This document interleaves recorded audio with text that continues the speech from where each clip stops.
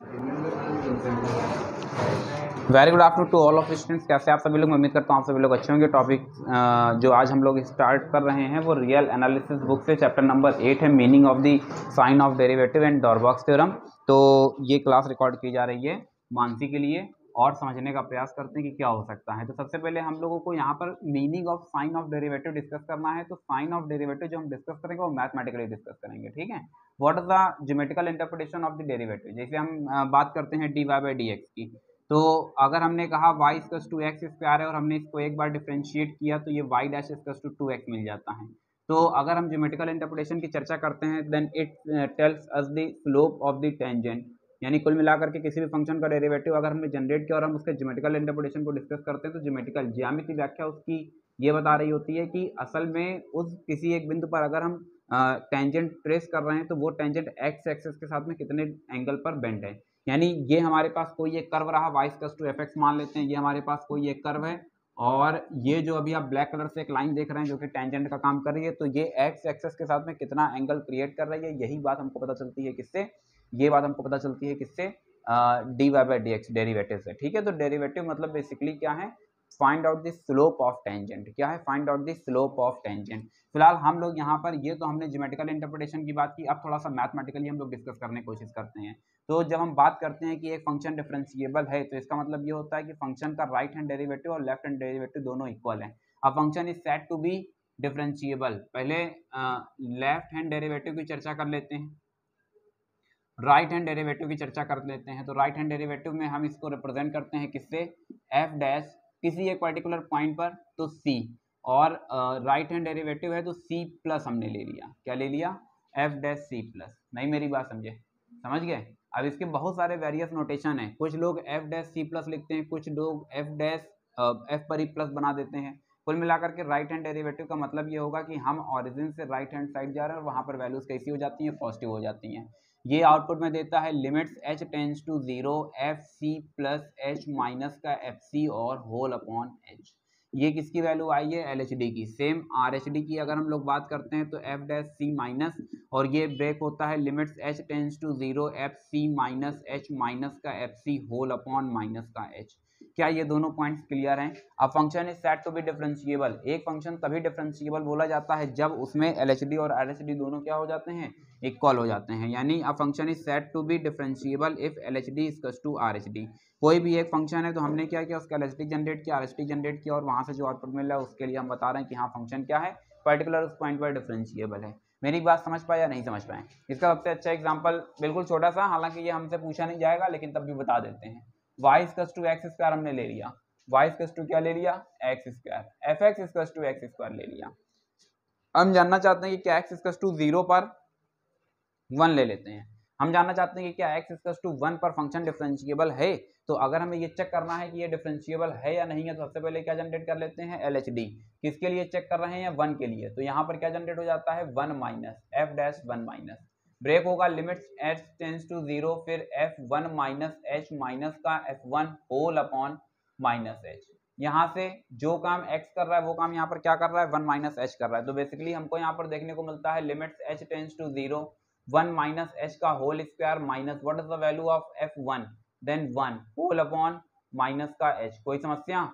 यहाँ से limits h tends to 0, अगर इसको देखते हैं तो ये एक फॉर्मूला बन रहा है a माइनस बी का whole square then a square plus b square minus का 2ab माइनस 1 प्लस 1 ये सब कैंसिल हो जाता है, मिल जाता है माइनस का h। मुझे लगता है शायद s से h भी कैंसिल हो जाता है तो बच रहा है limits h tends to 0 h minus 2 और साथ में अपॉन माइनस 1।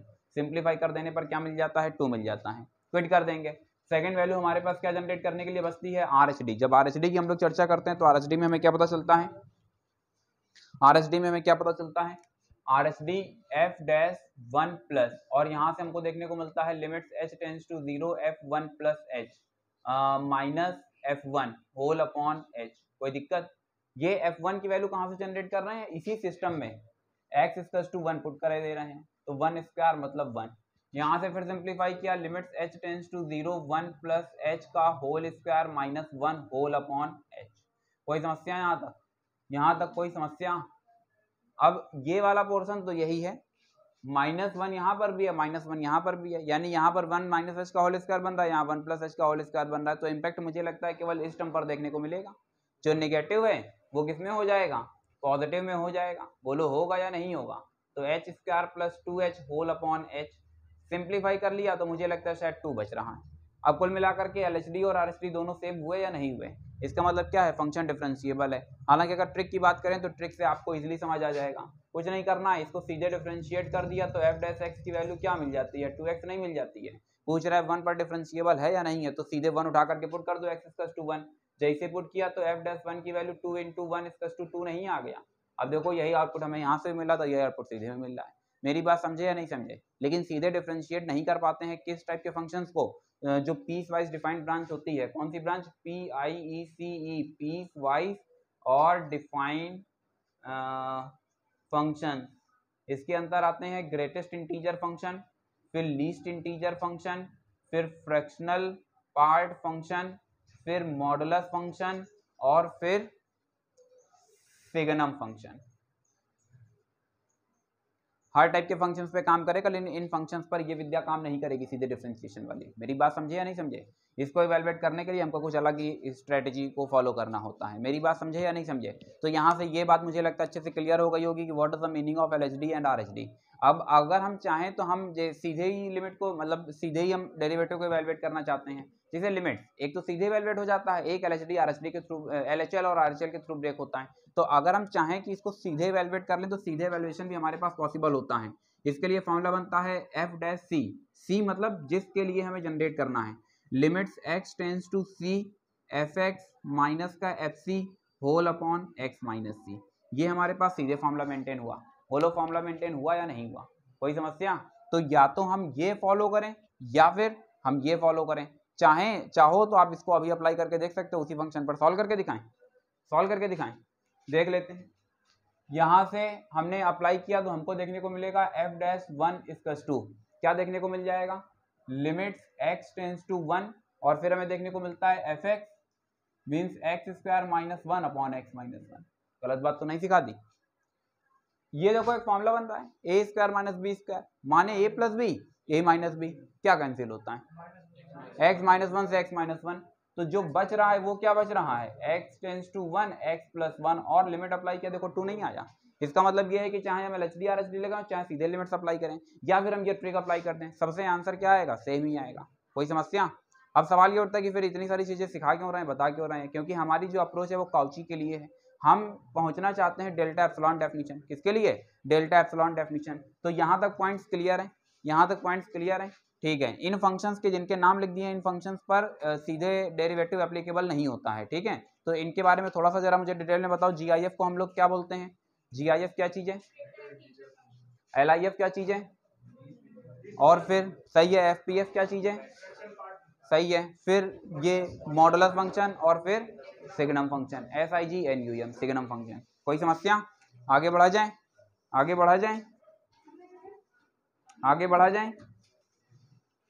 यहां से देखो तुम्हें 2 पॉइंट्स देखने को मिलेंगे, differentiability on open interval and differentiability on close interval. Differentiability on open interval, interval की थ्योरी तो समझते ही होंगे। ओपन इंटरवल का मतलब समझ रहे हो ना, a, b, इसका मतलब क्या, ये एंड पॉइंट्स डिस्कस नहीं किए जाएंगे।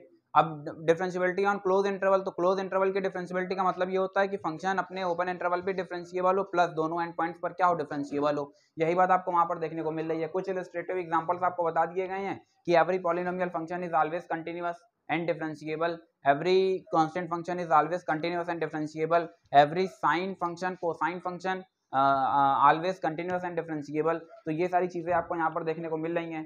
sin cos e to the power x, ये देखो हर रियल नंबर r के लिए डिफरेंशिएबल है। नीचे वाली लाइन को जरा ध्यान से देखो, क्या लिख दिया गया है, fx equals to mod of x, fx equals to mod of x is not differentiable. कहाँ पर डिफरेंशिएबल नहीं होगा, x इक्वल्स टू 0 पर डिफरेंशिएबल नहीं होगा। कहाँ पर डिफरेंशिएबल नहीं होगा, x इक्वल्स टू 0 पर डिफरेंशिएबल नहीं होगा। सर ट्रिक के साथ में बता दीजिए, तो ट्रिक के साथ में समझ लीजिए। अगर हम बात करते हैं fx equals to mod of x, तो देखो ये सीधे डिफरेंशिएट तो नहीं हो पाएगा। क्यों नहीं डिफरेंशिएट हो पाएगा, क्योंकि यहाँ पर आएगा d/dx, फिर आ रहा है मॉड ऑफ x। अब या तो यहाँ से ये मॉडुलस हट जाए तो बात बन जाएगी, और या फिर यहाँ पर मॉडुलस आ जाए तो बात बन जाएगी। तो हम इसको करना चाहते हैं डिफरेंशिएट, सीधे डिफरेंशिएशन याद रखना, मॉड ऑफ x को डिफरेंशिएट करने पर बनता है x upon mod of x। क्या बनता है, x upon mod of x। कोई समस्या, कोई समस्या? अब ये बताओ ये फंक्शन कहाँ पर अनडिफाइंड फॉर्म में जा सकता है? बिल्कुल सही जवाब है, जहां पर डिनोमिनेटर 0 होगा, और ये खुद ही डिनोमिनेटर जो है वो x इक्वल्स टू 0 पर 0 हो जाएगा। तो जब x इक्वल्स टू 0 पर डिनोमिनेटर 0 जा रहा है तो इसका मतलब ये कहाँ पर डिफरेंशिएबल नहीं है? 0 पर डिफरेंशिएबल नहीं है। तो मॉड ऑफ x कहाँ पर डिफरेंशिएबल नहीं होगा? 0 पर डिफरेंशिएबल नहीं होगा। चलो अच्छा, एक सवाल का फिर जवाब दो। हमने कहा mod of x minus 1 y equals to mod of x minus 1, तो इसका डिफरेंशिएशन क्या जनरेट होगा? बिल्कुल सही जवाब है, कितना बढ़िया, देखिए इन्होंने जवाब दिया अखंड ने, बहुत बढ़िया भाई अखंड, बहुत सुंदर। बताइए, इतने महीनों के बाद मिल रहे हो लेकिन उसके बाद भी जो है आज भी तुम्हारी याददाश्त उसी तरह से बिल्कुल तरोताजा बनी हुई है। हाँ, ये डिनोमिनेटर कहाँ पर इन्फिनिटी हो सकता है? अरे सॉरी, ये फंक्शन कहाँ पर इन्फिनिटी हो सकता है? 1, जहाँ पर डिनोमिनेटर 0 होगा। डिनोमिनेटर 0 कहाँ पर होगा? जहाँ पर हाँ x इक्वल्स टू 1, मतलब फंक्शन कहाँ पर डिफरेंशिएबल नहीं है? x इक्वल्स टू 1 पर। इसका मतलब ये हुआ कि अगर हम एक जनरल बात करें तो mod of x minus a ये कहाँ पर डिफरेंशिएबल नहीं होगा? x इक्वल्स टू a पर। नहीं मेरी बात समझे? अच्छा फिर एक बार बताओ, अगर हम लिख दें y equals to mod of x plus a, ये कहाँ पर डिफरेंशिएबल नहीं होगा? माइनस a पर डिफरेंशिएबल नहीं होगा। कोई समस्या? मॉडुलस फंक्शन हमेशा कैसा होता है? ऑलवेज कंटिन्यूअस, ऑलवेज कंटिन्यूअस, हमेशा कंटिन्यूअस होगा। ठीक है, अभी हम लोग आगे एक थ्योरम को भी डिस्कस करेंगे और इसके लिए थोड़ा सा हम लोग पेशेंस रखेंगे। थोड़ा सा आगे बढ़ते हैं और फिर समझने का प्रयास करते हैं। Geometrical interpretation of the derivative, वो देखो तुमको एक्सप्लेन कर चुके हैं। Geometrical interpretation of the derivative, ये पूरी थ्योरी आपको मैं एक्सप्लेन कर चुका हूँ। बोलो एक्सप्लेन किया या नहीं किया? बढ़िया। Differentiability versus continuity, differentiability versus continuity, और ये एक थ्योरम आपके लिए इंपॉर्टेंट है। Continuity is necessary but not a sufficient condition. पहले तो ये बताओ नेसेसरी कंडीशन क्या होती है, सफिशिएंट कंडीशन क्या होती है? बिल्कुल सही जवाब है, हाँ नेसेसरी मतलब इंपॉर्टेंट। ठीक है, नेसेसरी इंपॉर्टेंट है, इंपॉर्टेंट ही नेसेसरी है, सफिशिएंट क्या है? अच्छा ठीक है, थोड़ा सा उल्टा हो गया है और कुछ नहीं है। देखो ये बात मैं एक बार नहीं 1000 बार बता चुका हूँ, क्योंकि ये एनालिसिस में जगह जगह पर इस्तेमाल होती रहती है। ठीक है, नेसेसरी और सफिशिएंट कंडीशन, कहीं पर भी ये वर्ड जब आप देखने को आपको मिलता है IFF, इसका मतलब क्या है? इसका मतलब है इफ एंड ओनली इफ। अब इफ एंड ओनली इफ की जहां कभी बात होती है तो इफ एक हिस्सा ये अलग है और ओनली इफ ये एक हिस्सा अलग है। एक होता है नेसेसरी कंडीशन, एक होता है सफिशिएंट कंडीशन। इसलिए जहां कहीं भी आपने कॉम्प्लेक्स एनालिसिस पढ़ा, न्यूमेरिकल एनालिसिस पढ़ा और रियल एनालिसिस अभी हम लोग पढ़ रहे हैं, और कोई एनालिसिस पढ़ा है? बस तीन ही है। अच्छा वो एक LPP है, ठीक है कोई बात नहीं, तो समझने का प्रयास करेंगे। तो ये जहां कहीं भी ये वाली कंडीशन आती है IFF, तो इसको हम लोग मैथमेटिकली कुछ इस तरह से डिफाइन करते हैं। किस तरह से डिफाइन करते हैं? इस तरह से। अब ये वाला जो सिंबल देख रहे हो कोई आम सिंबल नहीं है, ये कोई आम सिंबल नहीं है। जब इस तरफ से इसको रफ कर दोगे तो इसका मतलब जो इस तरफ दिया गया है उस वो गिवन है, और जो उस तरफ है वो हमारा टारगेट है। और मान लेते हैं कि किसी तरह से इसको हम रफ कर दें, इसका मतलब ये होगा जो इस तरफ दिया गया है वो गिवन है, जो इस तरफ है वो हमारा टारगेट है। मेरी बात समझे या नहीं समझे? तो यहाँ से एक चीज ये क्लियर होती है कि जब भी कभी भी ये IFF वाला सिंबल देखने को मिलता है, या इफ एंड ओनली इफ, या फिर ये वाला सिंबल, तो इसका मतलब होता है कि थ्योरम में नेसेसरी और सफिशिएंट कंडीशंस दोनों इन्वॉल्व हैं। 1000 बार बता चुके हैं, आज एक बार फिर बता रहे हैं, फिर समझने का प्रयास करेंगे। नेसेसरी कंडीशन मतलब बात सही हो भी सकती है, नहीं भी हो सकती है। सफिशिएंट कंडीशन मतलब ऑलवेज ट्रू, ऑलवेज ट्रू। नहीं मेरी बात समझे? सफिशिएंट कंडीशन को लगाना थोड़ा सा कॉम्प्लिकेटेड होता है, नेसेसरी लगाना आसान होता है। इसलिए ज़्यादातर केसेस में हम लोग किसको प्रेफरेंस देते हैं? नेसेसरी को। क्यों? क्योंकि वो शॉर्ट टर्म पे हमको थोड़ा सा फास्ट ट्रैक पर आंसर देती है। लेकिन वेरिफिकेशन अगर रियल में चाहिए होगा तो फिर हमें क्या करना होगा? फिर हमको सफिशिएंट कंडीशंस को अप्लाई करना होगा। छोटा सा एग्जांपल से बता देते हैं जिसकी तुम्हें समझ में आ जाएगा। अब जैसे नेसेसरी कंडीशन को तुम ऐसे समझो कि तुमने किसी इंसान को देखा, उसने धोती पहन रखी है, गले में एक कंठी माला है, माथे पर एक लंबा सा तिलक है और उसके सर पे बाल नहीं है, एक लंबी सी चोटी है। किस तरह की फीलिंग्स आ रही हैं? ब्राह्मण। इस तरह की फीलिंग्स आ रही हैं कि ये व्यक्ति क्या है? ब्राह्मण है, ऐसी फीलिंग्स आ रही हैं। लेकिन ऐसा कोई भी कर सकता है। हमी को देखो, हमी ने कंठी पहन रखी है, देखो ये देखो, अब हम कोई ब्राह्मण थोड़े ही हो गए। अब इस बात की पुष्टि अगर की जाएगी कि व्यक्ति ब्राह्मण है या नहीं है, तो फिर हमें क्या करना होगा? हमें पूछा जाएगा, हमसे पूछा जाएगा क्या? कुल पूछा जाएगा, गोत्र पूछा जाएगा, कुल देवी पूछी जाएंगी, कुल देवता पूछे जाएंगे, निवास स्थान पूछा जाएगा, वेरियस चीजें।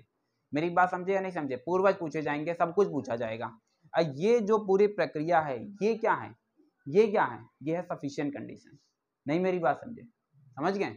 और वो जो देखने मात्र से जो फीलिंग्स आ रही थी वो क्या थी? Necessary condition. तो नेसेसरी कंडीशन सही हो भी सकती है, नहीं भी हो सकती है। लेकिन sufficient condition, this is always true, जो है वही है। नहीं मेरी बात समझे, समझ गए? आगे बढ़ा जाएं। क्वेश्चन में क्या बात कह दी गई है कि जो कंटिन्यूटी है वो नेसेसरी कंडीशन है, सफिशिएंट कंडीशन नहीं है। इसका मतलब क्या हुआ? इसका मतलब ये हुआ कि देखने मात्र से ऐसी फीलिंग्स आने लगेंगे कि हाँ हाँ फंक्शन डिफरेंशिएबल हो सकता है, परंतु हो भी सकता है, नहीं भी हो सकता है। चीजें वही प्रूफ की जाती हैं जो यूनिवर्सल ट्रूथ होती हैं, और जो यूनिवर्सल ट्रूथ नहीं है उसको हम लोग क्या करते हैं, उसको हम लोग काउंटर एग्जाम्पल से बताते हैं, प्रूव नहीं करते हैं। ये कुछ थोड़ा सा पोर्शन रफ कर दिया जाए। वैसे मुझे लगता भी नहीं है कि इसकी कोई खास ज़रूरत है, तुम सब लोग समझदार हो और तुम लोग चीज़ों को बेहतर तरह से समझते हो। पीस वाइज डिफाइंड ब्रांच में कितने फंक्शंस आते हैं? पीस वाइज डिफाइंड फंक्शन जब हम बात करते हैं तो उसमें कितने 5 फंक्शंस कौन कौन से आते हैं?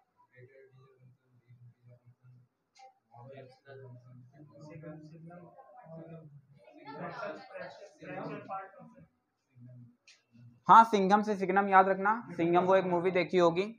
सिग्नम फंक्शन ये होते हैं, ये और ये और ये, ठीक। Mod of X upon X कहें या फिर X upon mod of X कहें, when X does not equals to 0, when X equals to 0 पर 0 एफ एक्स। सर कम बात समझ आती है और समझा दीजिए। ये थोड़ा सा टेक्निकल लैंग्वेज हो गई, मासूम बच्चे लोग इसको इस तरह से पढ़ते हैं, एफ एक्स इक्वल्स टू -1 0 + 1, -1 0 + 1। ये तब होगा, ये वाला रिजल्ट -1 कब देगा? बिल्कुल सही जवाब है। कितना बढ़िया उन्होंने जवाब दिया कि जब x 0 से छोटा है, जब x नेगेटिव है तो फिर ये क्या देगा? -1 देगा। -2 रख देते हैं, -2 रखा तो यहाँ पर -2 का मॉडुलस +2 नहीं हो जाएगा, +2 अपॉन -2 नहीं आएगा, 2 से 2 कैंसिल नहीं हो जाएगा। तो x की कोई भी नेगेटिव वैल्यू लोगे हमेशा आउटपुट क्या देगा? -1 देगा। तो इसका मतलब ये हुआ कि x इज लेस देन 0 पर -1, x इक्वल 0 पर अभी खुद ही चिल्ला चिल्ला कर बता रहे थे 0 होता है, +1 फिर कब दे देगा? जब 0 से बड़ा होगा। नहीं मेरी बात समझे, बचपन में इस तरह से पढ़ा होगा, अब बड़े हो गए हैं इस तरह से पढ़ने लगते हैं, दोनों चीजें सेम ही है।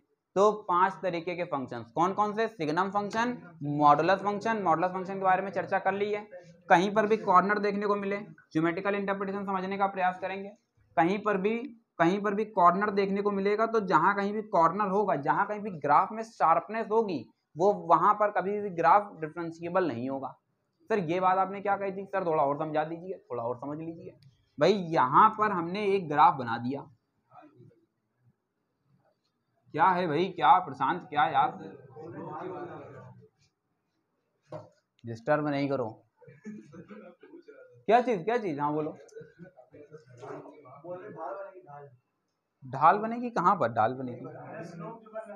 अरे मेरी बात सुनेंगे, मैं जो बताना चाह रहा हूँ उसको समझने का प्रयास करेंगे। मैं कह रहा हूँ कि फंक्शन ये, अरे भैया फोन को साइलेंट मोड पे डालो भाई, यहाँ पर समझने का प्रयास करेंगे।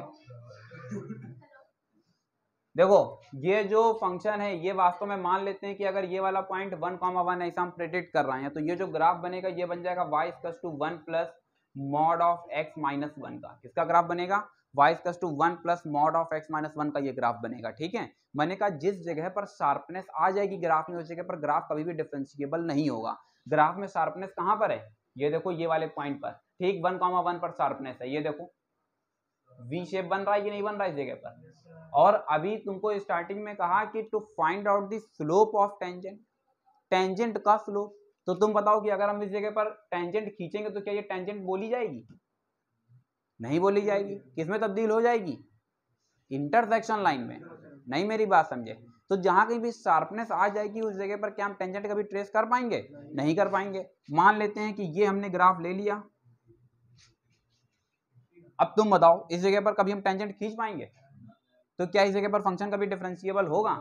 नहीं होगा। हाथ नीचे कर लेंगे, आगे बढ़ा जाए, फिर समझने का प्रयास करते हैं। तो ये इतनी चीजें मुझे लगता है अच्छे से क्लियर हो गई हैं, ठीक है। 5 तरीके के फंक्शंस बता दिए, पांचों तरीके के फंक्शंस क्लियर हो गए हैं, ठीक है। अब जैसे ये वाला फंक्शन अगर हम पूछें कि क्या ये फंक्शन डिफरेंशिएबल होगा, क्या ये सिग्नम फंक्शन डिफरेंशिएबल है?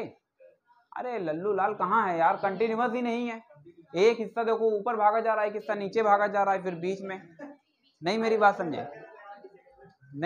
समझे? समझ गए? डन? नहीं समझे? कंटिन्यूटी का मतलब समझ लेंगे भाई, और गहरा से समझेंगे कंटिन्यूटी का मतलब। कंटिन्यूटी को सबसे अच्छे से समझते हैं मासूम बच्चे। मान लेते हैं कि एक बच्चा जो कि लिखना नहीं जानता है, लेकिन वो पेन कलम हाथ में लेना चाहता है, आपने उसको दे दिया कलम लेने के बाद पेपर लेता है और वो कुछ इस तरह से डिजाइन तैयार करने लगता है। बोलो तैयार करता है कि नहीं करता है? ये क्या चीज है? This is the case of the continuity. एकदम आसान सी डेफिनेशन बोले तो पेन को पेपर से टच करा देने के बाद जब तक पेन और पेपर के बीच का कनेक्शन होता है तो जो भी लोकस तैयार होता है वो सब क्या है? कंटिन्यूअस है। अगर पेपर और पेन के बीच का कनेक्शन बीच में कहीं ब्रेक हो जाता है तो उसी जगह से ग्राफ क्या हो जाता है? डिसकंटिन्यूअस हो जाता है। ये देखो बीच में पेन मेरा उठा कि नहीं उठा, और जब बीच में ये पेन उठा तो इसका मतलब क्या हुआ? ग्राफ इस जगह पर क्या है? डिसकंटिन्यूअस है। नहीं मेरी बात समझे? समझ गए? अब यहां पर अगर तुम देखोगे तो x इक्वल्स टू 0, जैसे इसकी हमने चर्चा की तो हमने कहा था LHD RHD, यानी ओरिजिन से लेफ्ट जाओ राइट जाओ, सभी जगहों पर वैल्यूज क्या होनी चाहिए? सेम होनी चाहिए। यहां पर कहीं तुमको वैल्यूज सेम मिल पाएंगी? अगर x इक्वल्स टू 0 पर हम चेक करें क्या कंटिन्यूटी, तो x इक्वल्स टू 0 पर 0 दे रहा है, लेकिन जब हम इसी को LHL पर लेंगे तो LHL पर 0 से पीछे चले गए तो ये -1 देने लगेगा, RHL पर 0 से आगे आगे तो +1 देने लगेगा। तीनों पॉइंट्स अलग अलग हो गए, जबकि तीनों पॉइंट्स कैसे होने चाहिए? सेम होने चाहिए। तो क्या ये ग्राफ कंटिन्यूअस है? नहीं है। याद रखेंगे ये जो 5 ब्रांचेस बताई थी इसमें मॉडुलस फंक्शन केवल ऐसा होता है जो ऑलवेज कंटिन्यूअस होता है, बाकी की 4 ब्रांचेस हमेशा कैसी होती हैं? डिसकंटिन्यूअस होती हैं। जो फंक्शन कंटिन्यूअस नहीं होगा वो कभी डिफरेंशिएबल होगा? कभी नहीं होगा। क्या बोलते हैं? Greatest integer function, least integer function, fractional part function, ये सब कैसे होते हैं? डिसकंटिन्यूअस होते हैं। कहां पर कंटिन्यूअस होते हैं? अपने ही एक स्टेप पर कंटिन्यूअस होते हैं। ठीक है, अब बहुत ज्यादा देखो डिटेल में लेकर के नहीं चलेंगे वरना तुम लोग परेशान होने लगोगे। मॉडल्स का हमारे पास काम रहेगा इसलिए मॉडल्स को थोड़ा सा डिटेल में बता दिया था। डन? ठीक है, फिर समझने का प्रयास करते हैं, और देखते हैं कि क्या हो सकता है। तो हम लोग कहां तक पहुंच पाए? नेसेसरी कंडीशन और सफिशिएंट कंडीशन पे आ रहे थे। किस पर आ रहे थे? नेसेसरी कंडीशन और सफिशिएंट कंडीशन पर।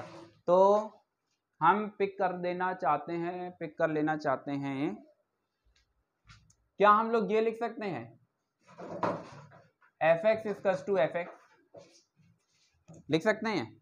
फिर हमने इसको क्या किया? -fc प्लस का fc, बोलो कर सकते हैं या नहीं कर सकते हैं? फिर हमने क्या किया? fx माइनस का fc अपॉन x माइनस सी इंटू x माइनस सी और प्लस का fc, बोलो लिख सकते हैं या नहीं लिख सकते हैं? यहां पर क्या चल रहा है? fx चल रहा है। आगे बढ़ा जाए। हमने यहां से क्या किया? ये जो पूरा पोर्शन देखने को मिल रहा है इस पर लिमिट्स रन करा दिया, limits x tends to c fx, तो यहां पर बनता है limits x tends to c fx minus fc upon x minus c, फिर x माइनस c और फिर प्लस का fc। यहां तक चीजें क्लियर हैं? नहीं क्लियर हैं? गुड। यहां से limits x tends to c fx minus fc upon x minus c, limits property से हमने इस हिस्से को ब्रेक कर दिया। बोलो यहां तक कोई समस्या? फिर आगे बढ़ा जाए। इतना हिस्सा जरा देखो ध्यान से, ये वाला हिस्सा कहीं कुछ टैली होता दिख रहा है? बिल्कुल सही जवाब है f dash c limits x tends to 0, अरे 0 नहीं है भाई, ये c है। Limits x tends to c x minus c और फिर प्लस का fc। जैसे यहां पर रखेंगे c माइनस सी, 0 से जो टकराएगा 0 में बदल जाएगा, ओवरऑल इससे कोलैप्स करेगा और 0 में तब्दील हो जाएगा। fc चल क्या रहा है? Limits x tends to c fc, अरे fx। इसको थोड़ा और मॉडिफाई कर लेना चाहते हैं तो limits x tends to c fx equals to fc। ये जो फंक्शन था वो तो हमारे पास fx था, फंक्शन क्या था? फंक्शन तो असल में fx था। ये fc क्या बता रहा है? fc बता रहा है at x equals to c पर फंक्शन आउटपुट क्या दे रहा है? fc क्या होगा? At x equals to c पर फंक्शन का आउटपुट क्या है? यही तो बनेगा। बोलो बनेगा या नहीं बनेगा? अच्छा, तो यहां से एक चीज हमारी ये क्लियर होती है कि ये जो ओरिजिनल डेफिनेशन बन रही है किसकी डेफिनेशन बन रही है? कंटिन्यूटी की डेफिनेशन बन रही है। किसकी डेफिनेशन बन रही है? कंटिन्यूटी की। कंटिन्यूटी की तो डेफिनेशन होती है limit x tends to c fx equals to fc, या फिर तुम लोगों ने इसको ऐसे भी डिस्कस किया होगा LHL equals to RHL equals to at x equals to c। यही पढ़े हो गए, इसके अलावा और कुछ नहीं, दो में से कोई एक चीज, इसी को कंप्रेस करके ये लिख देते हैं। अगर हम ओवरऑल डिस्कस करें कि एफसी हमको कब मिला, तो ये एफसी हमको तब मिला है जबकि हमने इस रिजल्ट की वैल्यू क्या पुट की है, एफ डैश सी पुट की है। और जानते हो ऐसा क्यों किया गया है, क्योंकि क्वेश्चन में ये चीज हमको मेंशन है, अगर ये चीज मेंशन नहीं होती तो फिर ये आउटपुट हम नहीं गेन कर पाते। तो यहाँ पर क्वेश्चन में दिया गया था show that every differentiable function is always continuous, और इसी बात को मैंने प्रूफ करके दिखा दिया है कि देखो फंक्शन डिफरेंशिएबल तो है तो फिर ये कंटिन्यूअस भी है। अब इसी का जो दूसरा हिस्सा है उसमें कहा जाता है but converse is not true, माने अगर फंक्शन कंटिन्यूअस है तो वो कभी डिफरेंशिएबल नहीं होगा। ढेरों फंक्शन तुम्हारे पास अभी मैंने दे दिए हैं, सिग्नम फंक्शन धर के, अरे भाई कैसे हो सकता है, नहीं हो सकता, अब तुम ही बताओ। चलो तुम्हारी बात को मैं पूरा सम्मान दूंगा, ठीक है ठीक है, ये बात तो सही रही, इनकी बात को सम्मान देना है। पहले इधर देखते हैं, y इक्वल्स टू हमने क्या ले लिया, mod of x, fx equals to क्या ले लिया, मॉड ऑफ x।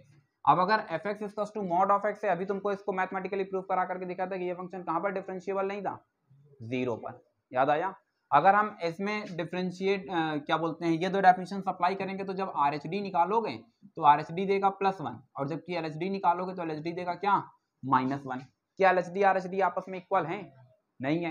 क्या ये फंक्शन डिफरेंशिएबल है, नहीं है।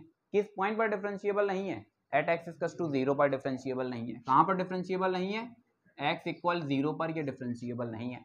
अगर इसी को हम ट्रेस करते हैं तो इसकी ट्रेसिंग देखो कुछ ये चली जाती है, फंक्शन कंटिन्यूअस तो है, कहीं टूट फूट है ग्राफ में, नहीं है, तो फंक्शन कंटिन्यूअस तो है लेकिन डिफरेंशिएबल नहीं है। नहीं मेरी बात समझे, नहीं समझे, समझ गए। यही बात वहां पर थोड़ा सा टेक्निकल लैंग्वेज में बता दी गई है कि show that continuity is a necessary but not a sufficient condition. नहीं समझे, क्या कहा, continuity is necessary but not a sufficient condition.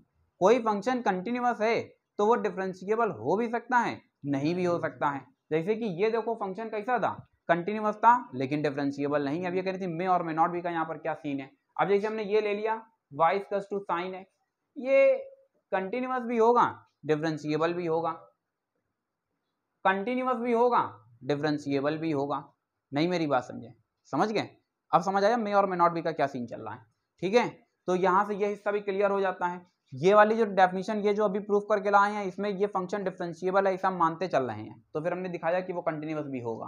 Converse वाला जो हिस्सा है उसको काउंटर एग्जांपल से ही देते हैं, बात वही प्रूफ की जाती है जो यूनिवर्सल ट्रूथ होती है, जो कहीं किसी एक पॉइंट पर फेल हो रही है फिर उसको प्रूव नहीं करते हैं, सीधे काउंटर एग्जांपल देते हैं। मॉडुलस फंक्शन याद रहेगा या नहीं रहेगा, मॉडुलस फंक्शन याद रहेगा, कोई समस्या, आगे बढ़ा जाए आगे, ठीक है। अब इसमें आ रहा है meaning of sign of the derivative, इसके मेन मुद्दे पर आ रहा है meaning of the sign of the derivative. इसको कुछ रफ कर दिया जाए, इतने हिस्से को कुछ रफ कर दिया जाए जल्दी से,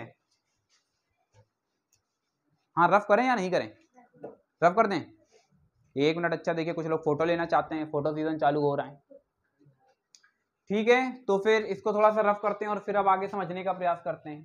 तो अब हम लोग आ रहे हैं किस पर, डेल्टा एप्सिलॉन डेफिनेशन पर आ रहे हैं, किस पर आ रहे हैं, डेल्टा एप्सिलॉन डेफिनेशन पर आ रहे हैं। ये कंटिन्यूटी की यहाँ पर डेफिनेशन रही, टाइप 1 केस के लिए ये रही, टाइप 2 केस के लिए ये रही। जबकि इसी को डेल्टा एप्सिलॉन डेफिनेशन पर डिस्कस करते हैं तब क्या कंडीशन बनती है, तब कौन बताएगा, कैसे भूल जाते हो यार। Mod of x minus c, क्या कहा, mod of x minus c is less than delta, this implies that f x minus F C upon, अरे अरे अरे अपॉन अपॉन कुछ नहीं, is less than epsilon. Delta भी क्या होगा, पॉजिटिव होगा, एप्सिलॉन भी क्या होगा, पॉजिटिव होगा, but very small quantity, epsilon tends to 0। मेरी बात समझे या नहीं समझे। तो ये डेफिनेशन किसकी रही, ये डेफिनेशन रही कंटिन्यूटी की, कंटिन्यूटी की delta epsilon definition. BSc part 1 में सबसे पहले जो सवाल बनता है वो यही बनता है कि using delta epsilon definition find out the value of, कुछ नीचे फंक्शंस दिए होते हैं। इसी बात को मॉडिफाई करके हम ये लाए हैं, ठीक है। अब इसकी जरूरत हमको पढ़ने वाली है, इसलिए जो है तुमको ये बता रहे हैं। मुझे ये बताओ कि इसको इससे कनेक्ट करा करके कुछ बता पाओगे, कुछ रिजल्ट दे पाओगे।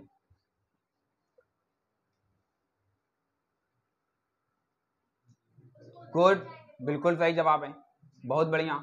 और बताओ, और गुड, और बोलो, और बोलो भाई, ठीक है। इसको रफ करें, अगर इसको तुम ध्यान से देखोगे तो एफ एक्स को हम इधर ट्रांसफर कर रहे हैं, ठीक है। और ये जो लिमिट एक्स टेंड्स टू सी है, इसको हम असल में एक इंटरवल में तब्दील करने की कोशिश कर रहे हैं। हालांकि चैप्टर तुमको अच्छी तरीके से समझेगा, जिसमें चैप्टर नंबर 3 को हम लोग प्रॉपर चैनल पर डिस्कस करेंगे, वहां से ये चीजें थोड़ा सा और क्लियर हो जाएंगी, ठीक है। तो इसको रफ करते हैं और अब हम लोग अपने मेन मुद्दे पर आ रहे हैं, ठीक। अब तुम लोग सोच रहे होगे कि ये डायग्राम शुरू से बना हुआ है, लेकिन इस डायग्राम के बारे में कुछ नहीं बताया। इसी डायग्राम पर हम लोग एंट्री कर रहे हैं। हम जिस पॉइंट पर चेक करना चाहते हैं कि फंक्शन डिफरेंशिएबल है या नहीं, ये एक्स इक्वल्स टू सी, ये देखो ये वाला पॉइंट रहा। कोई समस्या? तो सी में हम उसके नेबर रूट्स निकालेंगे। क्या निकालेंगे? Neighbour root. नेबर रूट्स मतलब समझ रहे हो? बिल्कुल सही जवाब है। नेबर मतलब पड़ोसी होता है, नेबर रूट्स मतलब जो पड़ोसी बिंदु हैं उनको डिस्कस करना चाह रहे हैं। लिमिट एक्स टेंड्स टू सी, ये चीज तो क्लियर है कि कभी भी एक्स इक्वल्स टू सी को हम गेन नहीं कर पाएंगे, लेकिन ये भी बात एकदम सही है कि एक्स टेंड्स टू सी में हम ये भी नहीं पता कर पा रहे हैं कि सी के कितना करीब। अब ये बताते हैं कि X tends to C means very close to C, मगर कितना करीब, इसकी जानकारी हमारे पास नहीं है। और यही आगे चल करके काउची ने इसी अद्भुत विद्या को खोज निकाला था। उन्होंने उन पड़ोसी बिंदुओं को ढूंढने का तरीका बता दिया, जिसके माध्यम से यह पता कर सकते हैं कि असल में फंक्शन के उस पॉइंट के कितना करीब जा सकते हैं। नहीं मेरी बात समझे? कहते हैं कम बात समझ आती है, थोड़ा और समझा दीजिए। y इक्वल्स टू 1/x, यही तो है। अरे हाथ बह गया था। अब ठीक है, कितना ठीक है? अब देखो, क्या जीरो पर फंक्शन कभी डिफाइन है? नहीं डिफाइन है। सवाल ये है कि जो बेंड हो रहा है ग्राफ, ये कहां से बेंड होगा? मेरी बात समझ रहे हो? तो एक फ्री हैंड डायग्राम था, मगर अगर हम इसको मैथमेटिकल लैंग्वेज में समझे या मैथ्स विजन से देखें तो सवाल ये कि जीरो पर तो नहीं पहुंच पाएगा, ये बात तो सही है, मगर जीरो के कितना करीब जा सकता है, ठीक। और यही जो क्लोजनेस है, इसी क्लोजनेस को हम डिटरमाइन करते हैं with the help of the delta epsilon, ठीक है। नेबर रूट्स का नाम देते हैं, फिर जब इसको पढ़ाएंगे नेबर रूट्स में तब फिर अच्छे से क्लियर हो पाएगा। फिलहाल अभी हम लोग बगैर नेबर रूट्स के ही काम चलाते हैं, ठीक है। नेबर रूट्स के थ्रू हम क्या करते हैं कि हम उसको एक इंटरवल में तब्दील कर देते हैं, पर्टिकुलर उस पॉइंट को एक इंटरवल में लेते हैं। जैसे कि सी के लिए अगर हमें डिफरेंशियबिलिटी चेक करना है तो हम सी का सी माइनस डेल्टा और सी प्लस डेल्टा, और ये जो तुम इतना हिस्सा देख रहे हो ये असल में किस में तब्दील हो रहा है? एक इंटरवल में तब्दील हो रहा है। किस में तब्दील हो रहा है? एक इंटरवल में। ये वाली जो डेफिनेशन है इसी को हम वापस से कन्वर्ट करके ला रहे हैं, किसमें? इसी को हम वापस से कन्वर्ट करके ला रहे हैं डेल्टा एप्सिलॉन डेफिनेशन में।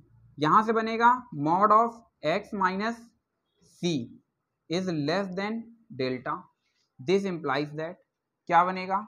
F x minus F C upon x minus c minus f dash c is less than epsilon. इतनी बात समझे या नहीं समझे? समझ गए? एप्सिलॉन कैसी क्वांटिटी होगी? वेरी स्मॉल क्वांटिटी होगी। थोड़ा सा इनइक्वालिटी का इस्तेमाल होगा, बस और कुछ नहीं है। बस ध्यान से सुनते रहेंगे, ध्यान से सुनते रहेंगे।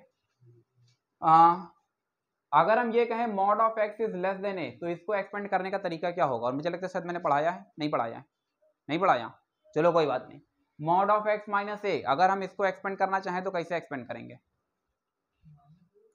हाँ नहीं, समझने का प्रयास करेंगे। जो वेरिएबल है उसको बीच में रख दो, फिर ये वाला जो नंबर है इसको एक बार नेगेटिव साइन दो, एक बार पॉजिटिव साइन दो, और उसी इनइक्वालिटी को रन कराओ जो वहां पर रन कराई गई है। बताया है ना? और क्या पढ़ाते तो हम सब हैं, लेकिन तुम लोग जवाब तो दे पाओ पहले, आगे बढ़ा जाएं। ठीक है, अच्छा लगा जनता ने कहा तो चलो ठीक है। अगर जनता ने कहा कि मैंने पढ़ाया तो फिर ये वाला बताओ, कहां पर पढ़ाया था ये वाला टॉपिक? गुड, बढ़िया, तुम बढ़िया इंसान हो। हाँ आप बोलो, तो क्या क्या लिखेंगे? इधर भी ये लिख देंगे माइनस है, फिर वही साइन रन हो जाएगा जो यहाँ पर है। कोई दिक्कत? अगर ये बात सही है, अगर ये बात सही है तो फिर ये वाला जो पोर्शन चल रहा है इसको बोलो, इसको हम क्या डिफाइन कर सकते हैं? Is less than delta. तो अगर इसको हम डिफाइन करेंगे तो ये क्या डिफाइन होगा? ये मुझे लगता है x माइनस सी अपनी जगह पर रहेगा। एक बार ये डेल्टा, एक बार माइनस डेल्टा, जो इनइक्वालिटी रन है वही इनइक्वालिटी रन करा देंगे। बोलो रन कराएंगे या नहीं कराएंगे? ये x तो वेरिएबल है, c constant, delta is a very small quantity is also constant. अरे इतनी भी गर्मी नहीं पड़ रही है यार, तुम पंखा डुलाने लगे। c माइनस, अरे भाई पंखा चालू कर लो भाई, अब हम क्या बताएं, अब हम यही कह सकते हैं। आगे बढ़ा जाएं, आगे बढ़ा जाएं। इतना हिस्सा समझ आया। x जो है वो बाउंड हो गया है किनके किनके बीच में, c माइनस डेल्टा से लेकर के c प्लस डेल्टा के बीच में। तुम जरा ध्यान से देखो तो अपने ग्राफ में भी तो शायद यही बात मैं बताने की कोशिश कर रहा हूँ कि ये जो बाउंड है, ये जो बाउंड्री है, ये देखो x c माइनस डेल्टा से लेकर के c प्लस डेल्टा के बीच में। बोलो बनता है या नहीं बनता है? आगे बढ़ा जाए। एक दूसरा केस यहाँ से फिर बन जाता है, और जो दूसरा केस बन रहा है वो क्या केस बन रहा है भाई? मन में सवाल ये उठता है कि जो हरकत हम LHS के साथ में कर सकते हैं, क्या वो हरकत RHS के साथ में नहीं की जा सकती है? और जवाब है कि बिल्कुल की जा सकती है। RHS, हाँ, क्या क्या कहा, क्या कहा? बोलो भैया बोलो, क्या कह रहे हो? एप्सिलॉन, तो क्या बनेगा? बिल्कुल सही जवाब। देखिए कितना बढ़िया इन्होंने जवाब दिया। इन्होंने कहा है fx minus fc upon x minus c minus f dash less than epsilon. अब बताओ, अगर हम यहां से मॉडुलस को हटाते हैं तो क्या देखने को मिलेगा? माइनस माइनस, यहां से एक बार एप्सिलॉन पॉजिटिव रहेगा और एक बार नेगेटिव रहेगा। क्लियर है? ये एफ डैश सी जो है इसको हमने क्या किया, पूरी एक्सप्रेशन पे रन करा दिया। तो ऐड जैसे ही किया तो एफ डैश सी माइनस एप्सिलॉन से ये वैल्यू बड़ी हो जाती है और फिर ये वैल्यू छोटी हो जाती है किससे? F dash c plus epsilon से। कोई दिक्कत यहाँ तक? यहाँ तक कोई दिक्कत? हाँ बोलो, आगे बढ़ा जाए। ठीक है, केवल कॉमन सेंस का प्रयोग करते हुए बताना, केवल कॉमन सेंस, कोई अतिरिक्त दिमाग नहीं खर्च करना, अतिरिक्त बुद्धि का प्रयोग बिल्कुल वर्जित है। ठीक है, अब हाँ पूछ रहे हैं, अब तो मुझे ये बताओ कि ये वाला जो लाइन सेगमेंट दिख रहा है ये तो असल में टेंजेंट है। तो तुम ये मुझे बताओ कि ये जब टेंजेंट है तो ये 90 से बड़ा होगा या 90 से छोटा होगा, माने एक्यूट होगा या ऑब्ट्यूज होगा? छोटा है, एक्यूट होगा। और जब एक्यूट होता है तो अगर टेन थीटा, अरे पसीना नहीं लगा तुम्हारे? अरे भाई चालू कर दो पंखा, हम क्या बताएं भाई। अच्छा, तो अब मुझे ये बताओ कि अगर हम ये बात करते हैं कि मैथमेटिकल एक्सप्रेशन पे थोड़ी सी चर्चा कर लेते हैं, तो जो dy/dx है वो मैथमेटिकली कुछ और भी बताता है। क्या बताता है? बिल्कुल सही जवाब है, टेन थीटा।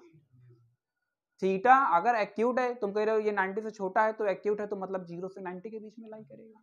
टेन थीटा 0 से 90 के बीच में कैसा होता है? पॉजिटिव होता है। इसका मतलब डेरिवेटिव कैसा हो चुका है? पॉजिटिव हो चुका है। इसका मतलब ये जो एक्सप्रेशन अभी हम देख रहे हैं, ये एक्सप्रेशन इस डायग्राम के लिए कैसा होगा? पॉजिटिव होगा। मुझे कुछ थोड़ा सा रफ करना होगा, मुझे लगता है इधर से कुछ पोर्शन रफ कर दिया जाए। ये वाला पोर्शन रफ कर देते हैं, ठीक है? अब इसकी हमारे पास कोई जरूरत नहीं है, बस ध्यान से जरा समझते रहना, ध्यान से समझते रहना। यहां से हमको ये पता चल रहा है, क्या पता चल रहा है कि F x minus F C upon x minus C greater than क्या है?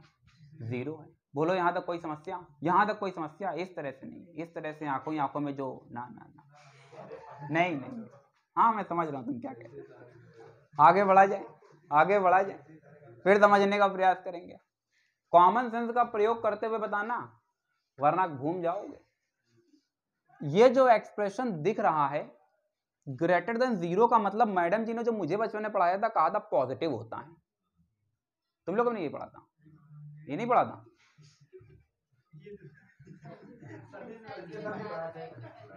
सही है। अब मुझे ये बताओ कि अगर ये रिजल्ट पॉजिटिव है, अगर ये रिजल्ट पॉजिटिव है, अगर ये रिजल्ट पॉजिटिव है तो ये किन किन सर्टेन कंडीशंस में पॉजिटिव हो सकता है? अरे इधर समझो, इधर समझो। अगर ये रिजल्ट पॉजिटिव है तो ये किन किन कंडीशंस में पॉजिटिव हो सकता है? बिल्कुल सही जवाब है। इन्होंने कितनी बढ़िया देखिए बात कह दी है। इन्होंने कहा है कि सर ये तभी पॉजिटिव हो सकता है जब न्यूमरेटर भी पॉजिटिव हो और डिनोमिनेटर भी पॉजिटिव हो। तो पॉजिटिव अपॉन पॉजिटिव क्या हो जाएगा? पॉजिटिव हो जाएगा। अच्छा, ये वाला पॉजिटिव है मतलब न्यूमरेटर पॉजिटिव है, तो इसका मतलब ये हुआ कि F x minus F c कैसा हो जाएगा? ग्रेटर देन 0 हो जाएगा। इसका मतलब F x is greater than क्या हो जाएगा? एफ सी हो जाएगा। बोलो होगा या नहीं होगा? नहीं क्लियर हुआ? हो गया? तो फिर ये वाला भी तो पॉजिटिव जाएगा। इसका मतलब ये हुआ कि x minus c is greater than 0, तो x is greater than c। नहीं मेरी बात समझो, x जो है वो किससे बड़ा है? c से बड़ा है। तो फिर यहां से एक हमें आउटपुट देखने को मिलता है, 3 रिजल्ट हमारे पास चल रहे हैं, x x जो है वो c से बड़ा है, तो अगर x c से बड़ा होगा तो तुम बताओ, ये वाला देखो इतना हिस्सा जो है हम जूम करके तुमको बाहर निकाल के दिखा रहे हैं, ये आए एक बिंदु यहाँ पर है, एक बिंदु यहाँ पर है, एक यहाँ पर है, ये वाला जो पॉइंट है ये c प्लस डेल्टा जा रहा है, ये वाला जो पॉइंट है ये c माइनस डेल्टा जा रहा है, और ये वाला x इक्वल c चल रहा है, ठीक है। अब वो कह रहा है कि x जो है वो c से बड़ा है, तो मुझे बताओ वो किस तरफ जाएगा, इस तरफ जाएगा कि उस तरफ जाएगा, इस तरफ जाएगा। अच्छा, ये तो अभी नेबर रूट्स की हमने बात बताई, तो हमने कहा कि नेबर रूट्स के दौरान हम क्या करते हैं, इसको एक इंटरवल में तब्दील कर देते हैं, उधर तो जाएगा लेकिन इस ग्रीन लाइन के बाहर थोड़ी निकल जाएगा, बोलो निकल जाएगा, नहीं निकलेगा। तो यानी x हमारा कहीं यहाँ पर लाई कर रहा है, ये बता रहा है कि अगर x यहाँ पर है तो वो c से तो बड़ा होगा परंतु किससे छोटा होगा। इसका मतलब ये हुआ कि ये रिजल्ट तब वैलिड होगा जब x is greater than c but less than c plus delta. नहीं मेरी बात समझे, समझ गए। फिर बुद्धि का प्रयोग करते हुए बताओ, अगर ये रिजल्ट पॉजिटिव है तो एक तरीका तो ये रहा पॉजिटिव गेन करने का, बताइए भाई शीतल, बहुत गहराई से आप समझ रही हैं। दूसरा तरीका क्या होगा पॉजिटिव गेन करने का, दोनों नेगेटिव हो जाएं। कितनी बढ़िया इन्होंने बात कही कि सर ये दोनों नेगेटिव भी हो सकते हैं, मान लेते हैं इनकी बात को पूरा सम्मान देते हैं कि ये असल में सच में दोनों क्या हो चुके हैं, पॉजिटिव हो नेगेटिव हो चुके हैं, तब क्या इंपैक्ट पड़ेगा, क्या इंपैक्ट पड़ेगा। अरे बुक से देख के बताओगे पुष्कर, आजकल ये काम करने लगे हो। हाँ ये वाला देखो एकदम आसान है यार, तुम लोग कहाँ उधर बुक की चेक करने पड़ जाते हो। fx minus F c is less than 0, इसका मतलब ये हो जाएगा fx जो है वो छोटा है किससे, fc से। तो यहां से ये पता चल रहा है कि जो x माइनस सी है वो लेस देन x छोटा है c से। अगर x c से छोटा है तो x किस तरफ भाग रहा है, लेफ्ट हैंड साइड भाग रहा है, मतलब इस तरफ कहीं पर है। तो ये कह रहा है कि c से छोटा है, तो इसको रोक कौन देगा, इसका मतलब ये वाला रिजल्ट तब वैलिड होगा जब x लाई करेगा, कोई दिक्कत नहीं मेरी बात समझे। अब देखो अब आ रही है बुक को देखने की बारी, और जब बुक को हम देखते हैं तो बुक में देखो तुम्हें दो आउटपुट देखने को मिल रहे हैं। एक में कहा जा रहा है fc जो है वो fc बड़ा है fx के कंपैरिजन में, और ये देखो ये कंडीशन लिखी होगी। एक तुम्हें और आउटपुट देखने को मिल रहा होगा जिसमें कहा जा रहा होगा fx बड़ा है fc से, तो तुमको ये वाला केस देखने को मिल रहा होगा। बोलो देखने को मिल रहा है या नहीं मिल रहा है। अच्छा एक चीज ये भी क्लियर हो जाती है कि ऐसा तो हमेशा कंपलसरी नहीं है कि जो आउटपुट ये तुमको देखने को मिल रहा है ये हमेशा एक्यूट एंगल पर ही होगा, ऑब्ट्यूज पर भी तो हो सकता है। बोलो हो सकता है या नहीं हो सकता है। तो अगर ऑब्ट्यूज पर होगा तो डायग्राम में देखो तुम्हें बुक में एक दूसरा डायग्राम देखने को मिल रहा होगा, और उस डायग्राम में तुम्हें एक चीज और देखने को मिल रही होगी। अब एंगल जो है अगर केवल निगाहों से देखोगे, केवल आंखों से देखोगे तो तुमको पता चल रहा होगा वो 90 प्लस है। जो एक्सेस के साथ में जो एंगल क्रिएट हो रहा है देखो 90 प्लस क्रिएट हो रहा है। देखो दिख रहा है, नहीं दिख रहा है, अरे ढूंढ ही नहीं पा रहे हैं ये लोग, अरे मिल तो गया है। ये देखो दिखाइए वाला एंगल 90 प्लस जा रहा है या नहीं जा रहा है। तीन सिचुएशंस फिर यहाँ से क्रिएट हो जाएंगी। ये x इक्वल्स टू c आ जाएगा, एक बार तुमको देखने को मिलेगा क्या c प्लस डेल्टा, एक बार तुमको देखने को मिलेगा क्या c माइनस डेल्टा। देखो दोनों वैल्यू तुम्हें देखने को मिल रही है। ये वाला देखो c प्लस डेल्टा, ये वाला c माइनस डेल्टा। ऐसा क्यों किया जा रहा है, क्योंकि हम इस बात को अच्छी तरीके से समझते हैं कि जो हमारा x इक्वल्स टू c है वो ऑरिजिन का काम करेगा, उसका राइट हैंड साइड हमेशा पॉजिटिव और लेफ्ट हैंड साइड हमेशा नेगेटिव। तो c प्लस डेल्टा और c माइनस डेल्टा। इतनी बात समझ आती है नहीं आती है। फिर से वही दो आउटपुट बनने लगेंगे, मगर याद रखना इस बार जब डेरिवेटिव हम डिस्कस कर रहे होंगे तो इस बार डेरिवेटिव क्या पॉजिटिव रहेगा, नहीं इस बार नेगेटिव हो जाएगा। क्यों, क्योंकि टेन थीटा जो होता है वो 90 to 180 के बीच में कैसा होता है, नेगेटिव होता है। पॉजिटिव कहाँ होता है, नेगेटिव होता है। गुड, तुम बढ़िया इंसान। आगे बढ़ा जाए, वो लेस देन 0 हो जाएगा, और जब ये लेस देन 0 होगा तो कितने केसेस बनेंगे यहाँ से, फिर दो केसेस बनेंगे। अगर वैल्यू नेगेटिव है तो हो सकता है न्यूमरेटर नेगेटिव और डिनोमिनेटर पॉजिटिव हो, या फिर इसी का रेसिप्रोकल। मेरी बात समझे या नहीं समझे, समझ गए। देखो चार रिजल्ट तुमको होल्ड करा रहा है, सिमिलरली करके वो देखो नीचे चार रिजल्ट होल्ड करा रहा है। देखो f dash a is greater than 0, तो fx is greater then fa, और कंडीशन दे रहा है a से a प्लस डेल्टा के बीच में लाई करेगा। दूसरा देखो फिर तुमको दे रहा है a से a प्लस डेल्टा के बीच में लाई करेगा, fx is less then fa। ये जो दूसरा वाला केस है ये f dash a is less than 0, जो अभी मैंने बताया नहीं, तुमको ओरल समझाने की कोशिश की है। दूसरा केस तुम लोगों का होमवर्क होगा, तुम लोग इसको खुद से कंप्लीट करोगे। डन, कंप्लीट कर ले जाओगे, कोई दिक्कत नहीं होगी। यहाँ से यार ये केसेस पूछ लेता है, ये जो चार कंडीशंस दी जा रही हैं ये चार कंडीशंस पूछ लेता है, ठीक है। कंफ्यूज नहीं होना, और अगर कंफ्यूज हो जाना तो तुमको ये सब पूरी थ्योरी बता दी है। एक भी नंबर मिस नहीं होना चाहिए, एक भी नंबर गड़बड़ी से गलत नहीं होना चाहिए। ठीक है, आगे बढ़ा जाए। डॉरबॉक्स थ्योरम पर आ जाते हैं। डॉरबॉक्स थ्योरम को समझने का प्रयास करते हैं। डॉरबॉक्स थ्योरम को इंटरमीडिएट वैल्यू थ्योरम भी बोलते हैं, लेकिन ये intermediate value theorem for the derivative बोला जाता है। अदरवाइज इंटरमीडिएट वैल्यू थ्योरम को हम लोगों ने कहीं सीखा था। संदीप तुम बताओ कहां सीखा था इंटरमीडिएट वैल्यू थ्योरम? बिल्कुल सही जवाब है, न्यूमेरिकल एनालिसिस में। Solution of algebraic equations, solutions of algebraic equation chapter का नाम याद आया? वहां पर intermediate value theorem for the function पढ़ाया जाता है, यहाँ पर intermediate value theorem for the derivative. इसको ओरिजिनल नाम इसका क्या है? डॉरबॉक्स थ्योरम है। और ये थ्योरम क्या कहती है कि अगर fx जो है वो क्या है? डिफरेंशिएबल है in the close interval ab and f dash and f dash b have two opposite signs, then at least one point c belongs to open interval ab such that f dash c is equals to 0। याद आया? अब इसका देखो geometrical interpretation तो यहाँ पर बताना थोड़ा सा पॉसिबल नहीं हो पाएगा, लेकिन intermediate value theorem for the function के लिए तुम्हें याद होगा तो बता दिया था कि एक पॉजिटिव साइन होगा, एक नेगेटिव साइन होगा, तो इनको जोड़ने वाला जो भी कर्व होगा वो ग्राफ एक्स एक्सिस को कम से कम एक पॉइंट पर कट कर देगा। ये फंक्शन के लिए वहां पर पढ़ाया था, वहां से कनेक्ट कर लेना तो आसानी समझ आ जाएगा। डॉरबॉक्स थ्योरम समझ आ गई? डॉरबॉक्स थ्योरम समझ आई? नहीं समझ आई? क्या बात कही गई है? If f is differentiable in a closed interval ab and f dash a and f dash b have two opposite signs, then at least one point c belongs to open interval ab such that f dash c is equals to 0। सभी को theorem याद हुई या नहीं हुई? नहीं याद हुई? सुनाओ फिर। बिल्कुल सही जवाब है, good. f dash a f dash b, हाँ, हैव अपोजिट साइन, देन बिल्कुल सही जवाब है। Then there exist at least one point c belongs to open interval a b for which f dash c is to 0। नहीं मेरी बात समझे? समझ गए? यहाँ पर जो इसका इक्वेशन 1 और 2 देखने को मिल रहा है, ये इक्वेशन 1 और 2 कहाँ से मेंटेन हुआ है? डॉरबॉक्स का देखो जरा, थ्योरम नंबर 1 का जो डेरिवेशन चल रहा है, ये देखो अभी ऊपर बता करके आ रहे हैं। ठीक है, बाकी इधर पे अब कोई खास केस बचा नहीं है, इधर से सारे केसेस हो जाते हैं। कोरोलरी 1 अच्छे से तैयार कर लेना, अगर आएगा तो कोरोलरी 1 पूछा जा सकता है। फिलहाल आज के लिए बस इतना ही रखते हैं। मैं उम्मीद करता हूँ ये सारी चीजें आपको बेहतर से समझ आई होंगी और बेसिकली ये वाला जो कंसेप्ट है ये भी आपको अच्छे से क्लियर हो गया होगा। Thank you so much to all of you and as always God bless you all. हाँ बोलो।